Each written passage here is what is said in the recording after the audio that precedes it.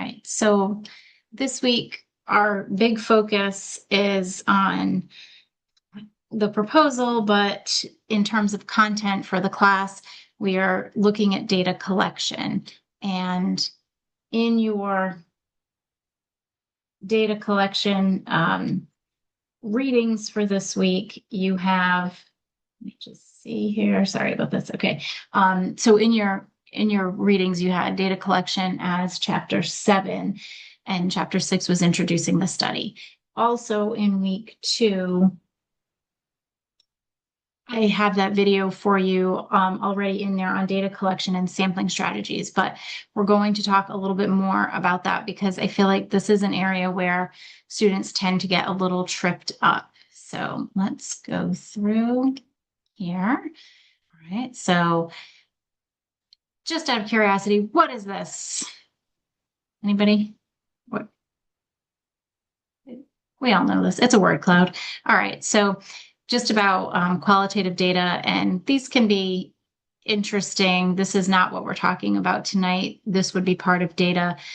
Once you do your data analysis and a report that you can use to show your results from your qualitative data analysis.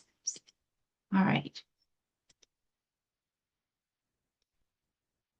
So this is, again, it's all explained in the book, but in terms of the qualitative. But because you've just come out of quantitative, I wanted to be sure that you kind of knew the differences here and what we're looking at. So when you selected your quantitative sample, typically we're looking at probability, we're looking at random sampling. Now for your course work, that may have been a little different because of time and the restrictions of the term.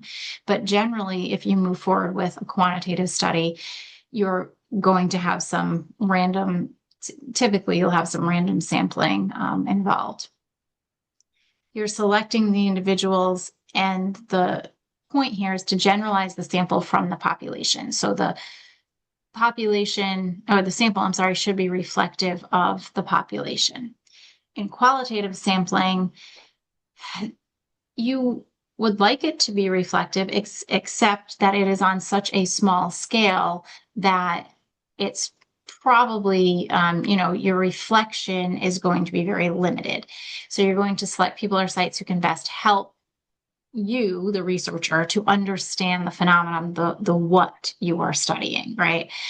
And differently than quantitative, where we're kind of getting surface information, some quantitative studies, or depending on the structure, we can dive a little deeper, but in qualitative, we can take that deeper dive. Obviously, the downfall to, they both have pros and cons. The downfall in qualitative is that we don't get that large view from a bigger sample. Gail, go ahead.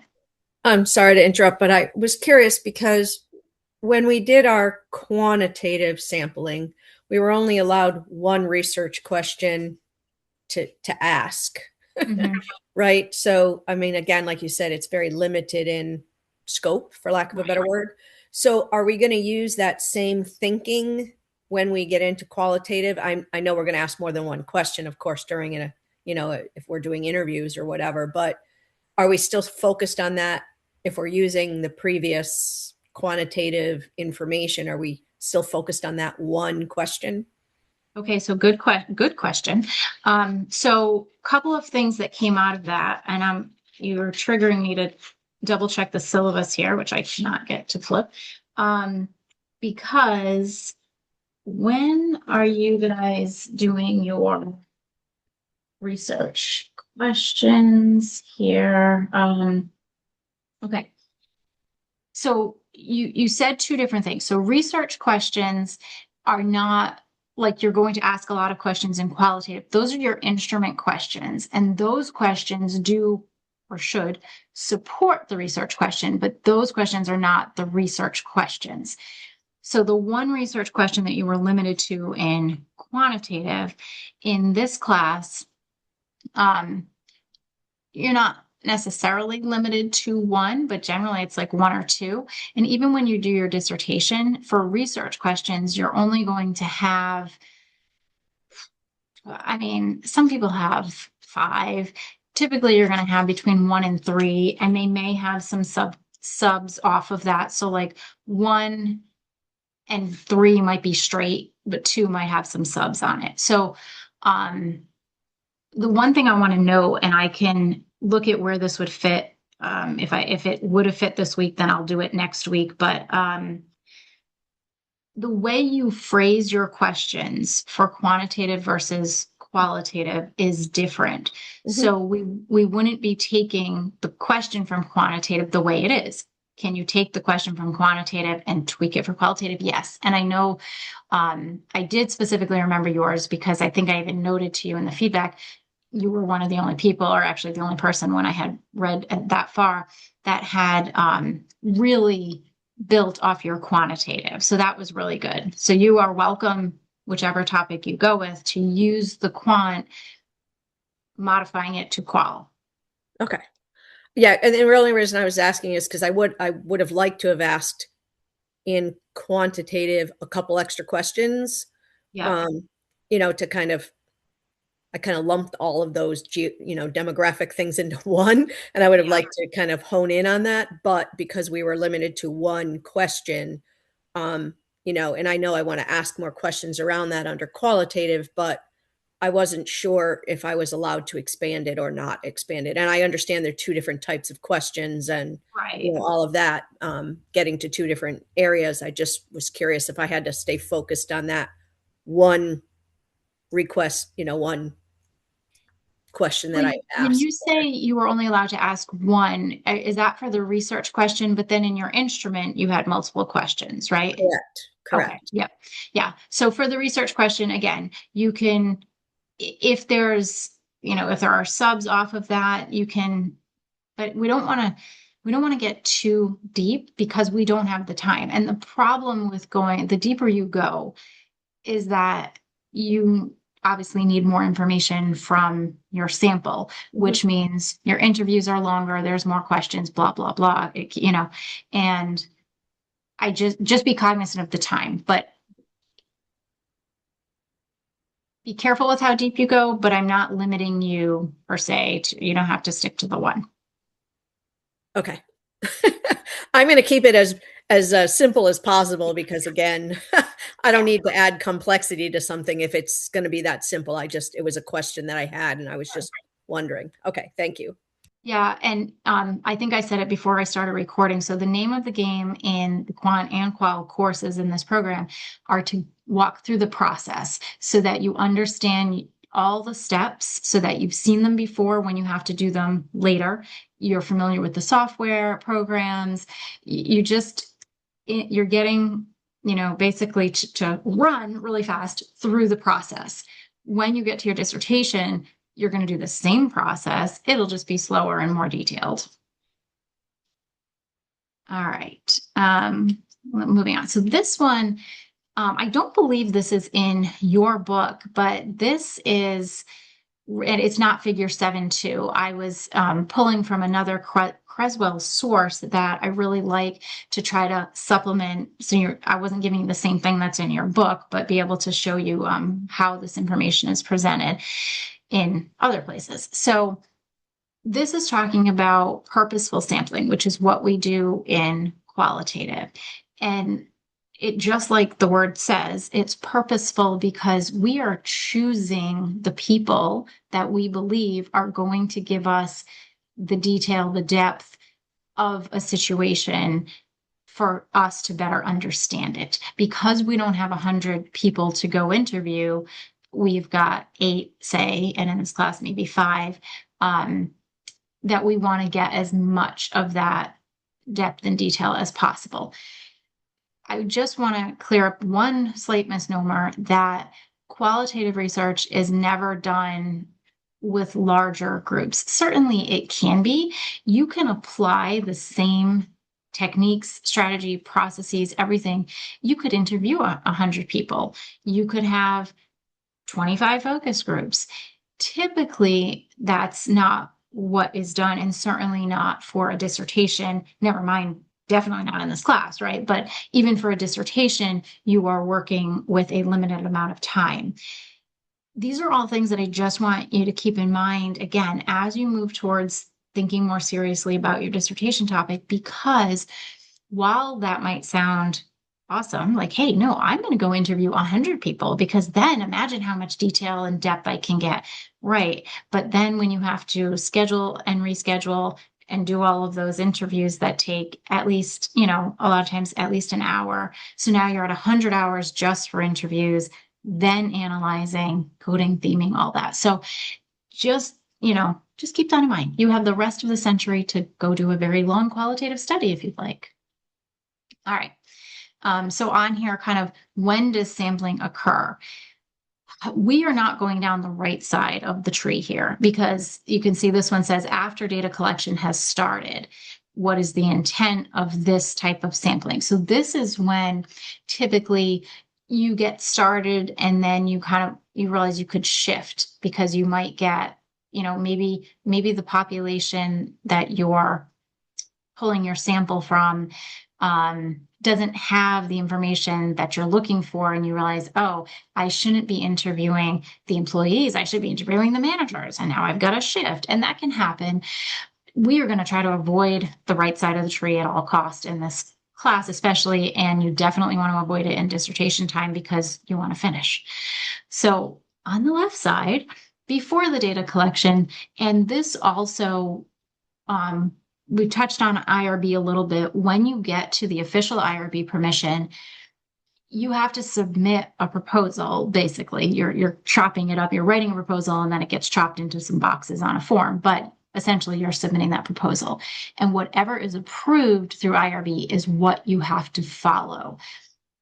There are exceptions, obviously. If something happens, something changes, you need to, switch gears. You can, but you have to go back to IRB, and depending how far off, what your deviation is from that first plan that was approved, how far you're deviating depends on how you go back. A full redo of an RPA, and an amendment to it, or just an FYI. But generally, whatever you get approved is the direction you're going. So that's another big reason that we are looking for before the data collection. We cannot begin data collection until we get approval, and then we don't want to be changing the plan once we have approval. So back to the left side here. All of these are mentioned in your book. I think it is table 7.3. I could be wrong. They're presented a little differently. They are presented in basically a table, and it goes down. It's not 188, sorry. Oh, it's 191, table 7.3. And so you've probably either already read about this for the week or heading in that direction. So these are in there, but you can see some of the differences here. I will tell you, most of the time, are you looking to develop many perspectives? Generally, with this research, no. You're looking for the individual people's perspective, but you're kind of looking for like one. What is the perspective of X, right? We're not looking for different in qualitative. Gail, you brought up demographics. If we wanted to understand what the employment process, the hiring process is like for different races, okay, we might do that in a quantitative study. Could we do that in qualitative? Absolutely. But it would be difficult in this time constraint because you would need, 5 to 10 people in each category to be able to get that depth of the perspective from the Hispanic population, the Asian population, the, whatever. So, again, are these all doable? Could we makeshift them? Could we make something work? Yes. All right. So I'm going to I don't want to spend too much time on all the ones that we're not probably going to do, but a homogeneous sample. So a lot of times this is kind of what we're looking at. We're looking at all employees. Now, when I say homogeneous, don't confuse that with I'm saying all employees and they're all the same race and they're all the same this and they're all the same that. It's, do they all fit into this category? No matter what other characteristics they have, do they all fit into the category that we're trying to research? That's our purpose. So don't be afraid of that word homogeneous. I know, sometimes we're like, no, we want diversity. I get that, but that's not what that's implying, if you will. All right. And then a lot of times you have a typical sample because what is a group, what does that category look like? The kind of the typical category of the right type, the right category of people to interview, observe, focus group, whatever, to help answer or address your research question. I am jumping over here for 1 second. Snowball sampling. You may have done this in your quantitative class where this is something in quant where you might post on Facebook and say, hey, if you know anybody, please repost this. Or if you have friends, please let them know I'm looking to, find 5 people for not for qualitative, but I mean, for quantitative. I'm looking for 100 people to interview. Oh my gosh, to survey. There we go. I'm keep switching the qual and quant words. Sorry about that. You can do this in qualitative as well. And in fact, you may already be doing it where you say, hey, I need to, interview 5 people for my class project. And I've got the 2 of you. Do you know anybody else who would fall into this category? So, where you're kind of snowballing that as it goes. One thing that I think can be confusing in quant and qual, a lot of the words are used interchangeably. And we saw that in week 1, where we've got frameworks and theories and this and that. And sometimes they're a theory and sometimes they're a framework and they're over here and all the same words. And it's like, oh my gosh, don't worry about any of that in terms of, I don't know which category I'm supposed to be in right now. Know that the words are used interchangeably. Even in textbooks, you'll see one thing over here and then all of a sudden it's now, something else, like a data collection.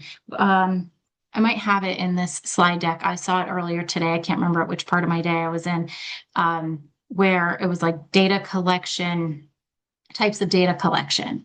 But then some of those types were also being called the frameworks in some other place. So again, I don't write it. I don't make the rules. I just try to follow them.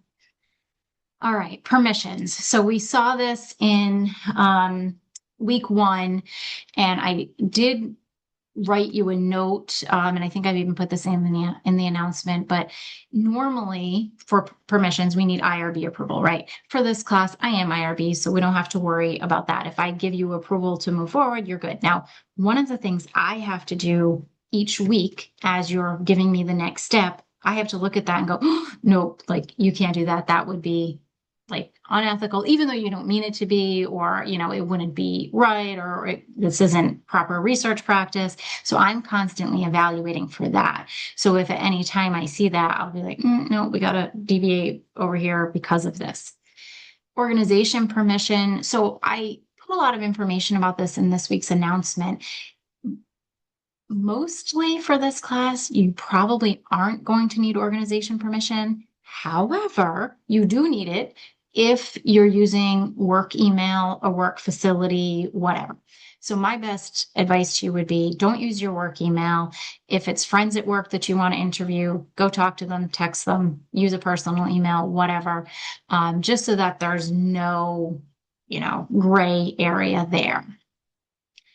When you get to your dissertation, organization permission is common if you're going to do your study within one organization or even a few organizations. If you're using a sample from specific organizations, this is really where that will come more into play.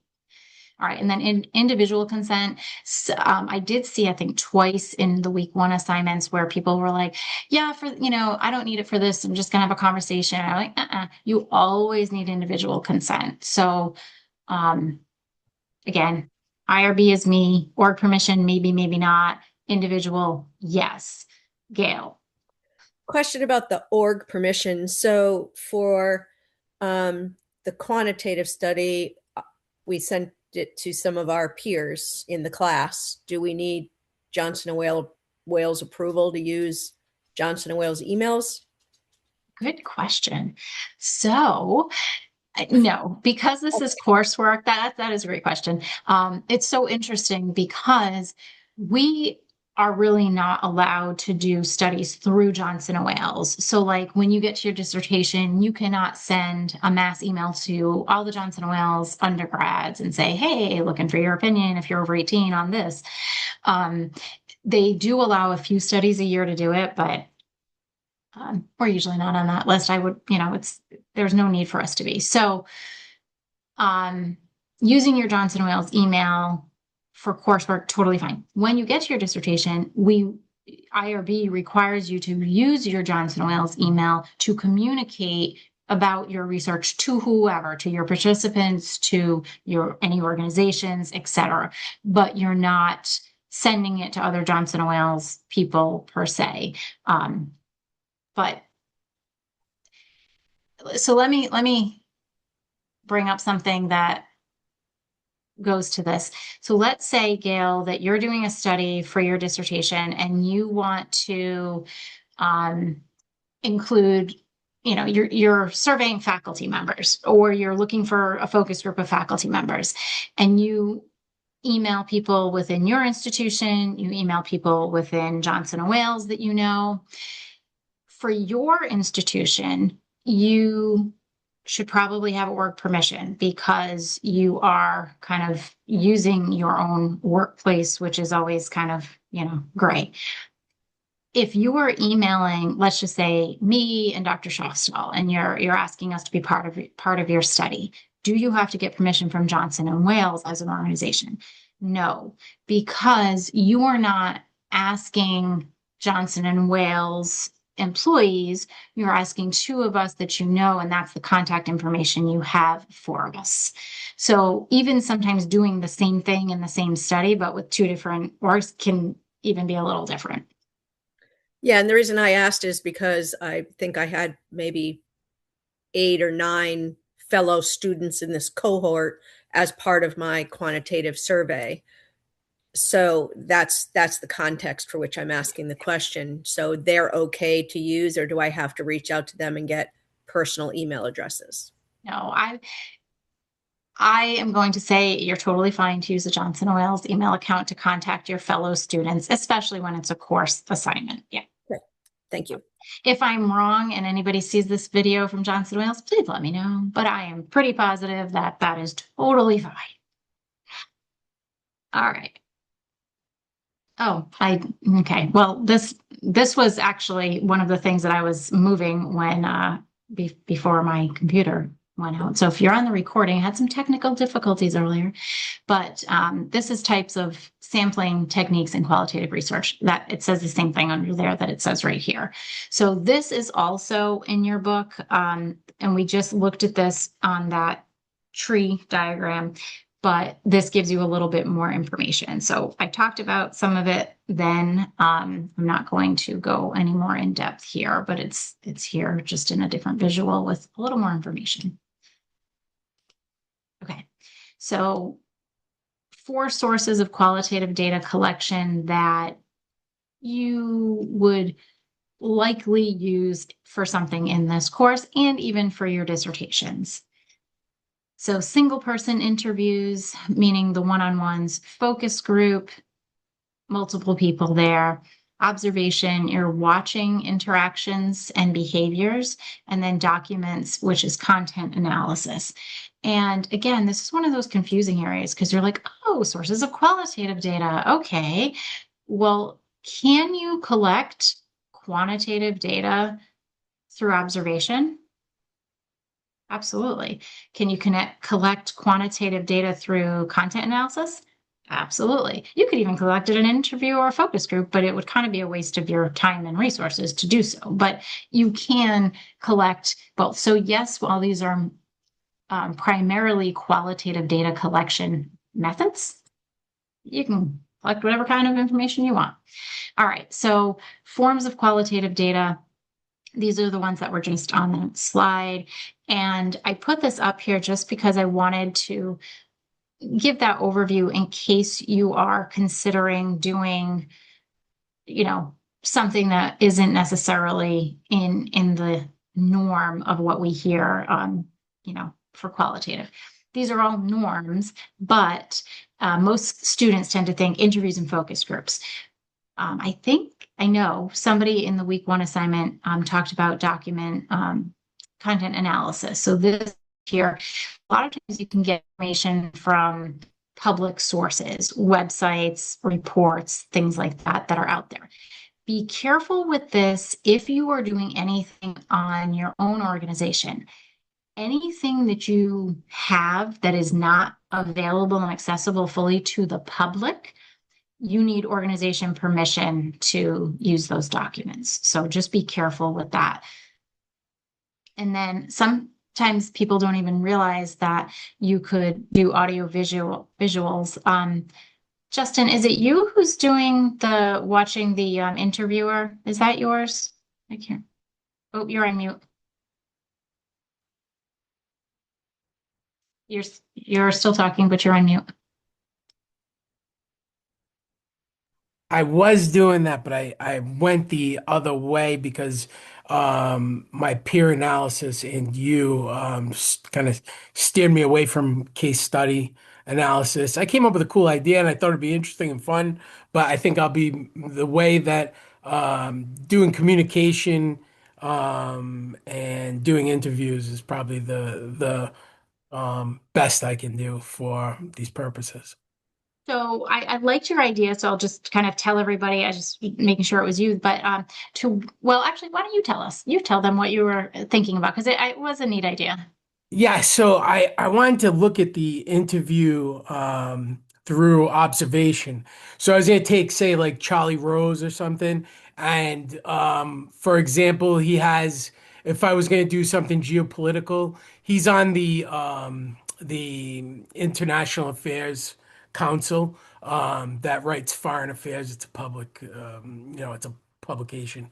But anyways, he has his website, and there's a portion of that website that's just for geopolitical issues, say Iran, war, mob, just different things like that that he's done over the past, like, I don't know, or throughout the history of his career, but it has real recent as like the last couple of weeks, you know? So what I was going to do was do a content analysis of the content that's within those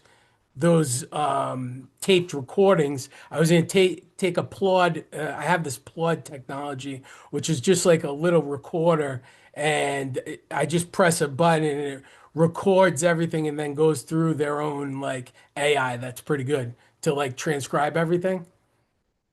And then I was going to do that transcription analysis through Atlas TI. With the And I'll be honest with you, I don't remember what your other topic was or why I steered you away from that. I'm gonna have to go back and check that after this class because I'm curious. But I did think it was a neat idea. I was worried about the one, but then when I read some, I think I followed up with a comment that like, okay, you're gonna watch multiple interviews Yeah, I was from. gonna do like five or Yeah. 10 multiple Yeah. interviews and just Okay. kind of. I thought it So was an easy way for you know how the class goes by so quick. It was an easy way to yeah, grab a lot of information in a short quickly. period of time and be able Yeah. to use all the tools. Absolutely. I'll connect with you after I look at it because I don't remember. I know you already did this week's assignment, but I do want to look at that again. But anyway, audio visual materials are also a possibility. You could watch certain commercials, whether you're watching, the category is commercials that are on between 5 and 6 p.m. or commercials that have to do with a certain topic or around certain programming, whatever. So there are some neat things that you can do that are not just interviews and focus groups.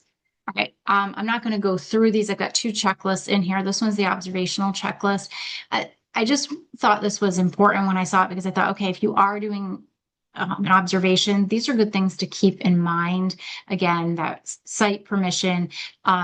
This is kind of, so if you're going to go to the mall and you're going to observe people either walking by or going to a particular store, you don't need the store's permission. Now, if you're going to go stand in Apple and, conducting official research. For a course project, you still probably don't even need to get permission. If this was your dissertation, you would definitely need permission. But if you're just kind of standing there observing and kind of taking some notes, of course, they might ask you what you're doing. So, but I just wanted you to have this in case you were thinking about it. There was one question on here, something about slow. Oh, right here. Will you enter and leave the site slowly so as not to disturb the setting? Like just, things to think about. All right. What types of qualitative data will you collect? And so again, and maybe this is what I was thinking about when I said the different words. So types of qualitative data. Okay, these are approaches to collecting types of data, right? And I made this comment to you on the week 1 assignments. Now, voice their experiences and perspectives. This is good here, but types, one-on-one, focus group, phone, web-based video. That's not the data. That's the vehicle through which you're collecting the data. Now, Creswell and Gutterman may disagree with me on this, but this is where I feel like it gets confusing for students because you're like, well, that's like, is that a type of data, a phone call? Well, that's a method of collection. It's the talking, right? That is the data. So don't get wrapped up in the words. Don't worry about that. But just in terms of what you're doing, this is how an interview is categorized in the Creswell world. Here's your interview checklist. I know we are running on time, so I'm not going to walk through this checklist, but again, consent. And if you are audio or videotaping any of this, whatever you're doing, whatever your approach is, make sure that that's put into the consent too. Not that they just agree to participate, but they agree to the recording as well. All right. What type will you collect? And so again, this is for if you're looking at documents, any types of documents that may be useful for this course. Again, time-wise, because you'd have to get permission internally, I would say go with public documents if you're doing this. I also just want to make one more comment about organizational permission. It has to be from somebody who actually has authority to give you permission. Like it can't be your coworker at the next desk and be like, hey, do you think I can do some research and use these documents? Oh yeah, sure, no problem. I'll send you an email letting you know you can do that. So it has to be from somebody who, if it came down to any kind of legal, issue, that person had the authority to give permission.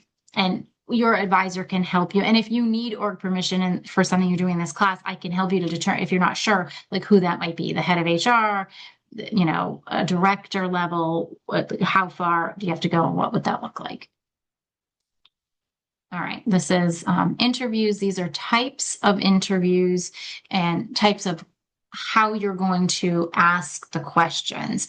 Typically, you're asking open-ended questions in a qualitative interview. That's why you're there. But you have structured, semi-structured, unstructured, and then you have your probes. So typically, we settled usually on a semi-structured approach. So you can, ask, you have a guide, but you can kind of change up the order if necessary, and sometimes your wording. You can see in structured interviews, everything is very monotone, very much the same, which can be good. Unstructured, it's more conversational. This can be a little bit difficult when you're trying to capture themes because you've got points that are all over the place and nothing really goes, like in that word cloud, it's going to be all little small words because nothing really goes with anything else. So typically this is where we end up. And then probes. This is where you can see the comment like anything else. Can you expand on that? Can you explain? Help me understand what you're saying here. Because when you walk away, it's so frustrating to go back and look at your transcripts and be like, I have no idea what that meant, or what do they mean by this, or I need more information. So it can be tricky to do when you're not used to doing these types of interviews, but probing is helpful. You also have to be cognizant of your time constraints too, because you want to probe and get more information, but you got to get all your questions in. So, all right. Yeah, so the trade-off here is the flexibility for spontaneity. So what are you going to collect if you're doing audio visuals? Again, these are options. You can even do paintings and drawings. That's an option in qualitative. So just wanted to put these out there just so everybody knew we weren't just focused on interviews and focus groups. All right. So I see I've got 2 things in the chat. Anything I need to, okay. All right. Anything else before we stop the video that might help our fellow viewers? All right. If you're watching this recording and you have questions, please feel free to reach out.